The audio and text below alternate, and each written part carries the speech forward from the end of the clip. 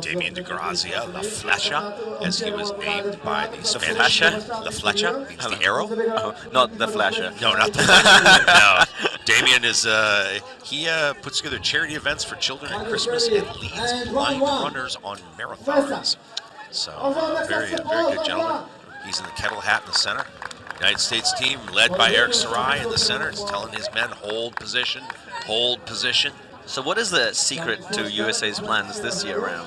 Well, has it been divulged to you? You Uh, have the insider knowledge. I am command staff of the United States, so yes, but I'm not going to divulge it right now. What you're seeing is Eric Sarai is commanding his troops in the center.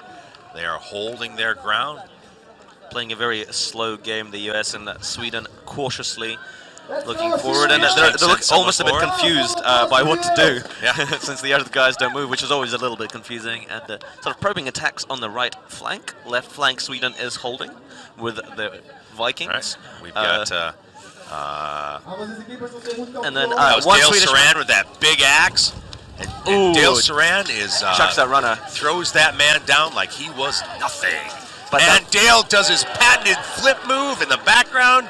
Fantastic. The United States team has this the Swedish team. That's a well in crossbar hand. with his. And a Swedish man running back to get the weapon. Well, actually, kind of worked out evenly with all that. Yeah, with all that flying.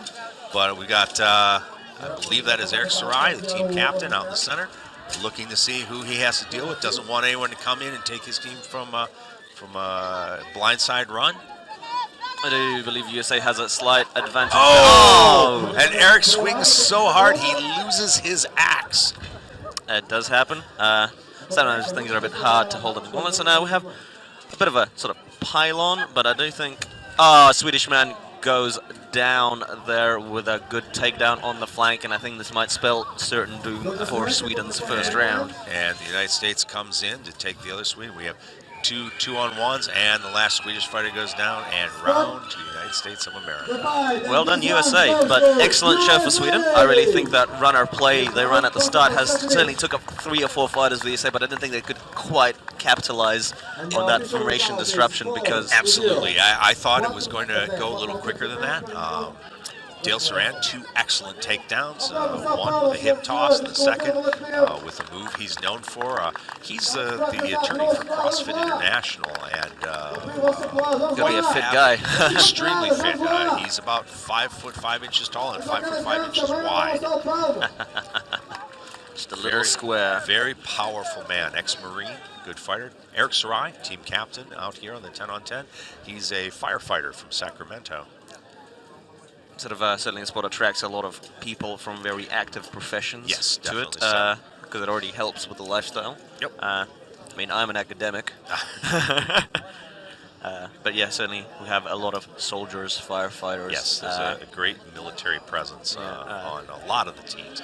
Both soldiers, we have several active duty soldiers on the United States team, and numerous retired serve their time. Policemen, firefighters. You can see Eric giving commands in the center of the field. And everything's set for round 2. Will it be another reversal, or will it go down for US as well? There we go. US and Sweden flags hanging next to each other. BFFs. Yes. Forever. And again, the United States team taking their time, measuring their opponent. Commands being given in the center. A bit more active this time. Moving forward. Will Sweden be stumped by the stagger in US? And they're almost a lull of inactivity at the start, probably designed to disrupt their opponents into a foolhardy attack. On the left-hand side, we have Damien DeGrazia is looking, probing. On the right side, Balin and Randy Wrinkle. Randy's a very large man holding that rail. It'll be hard to get past him. The Swedish team is trying. Baiting fighter. That's Damien. Damien is coming out. Now, Damien does long-distance runs where he runs like 120 miles in a day. So definitely the stamina there. I can barely drive 120 miles in a day.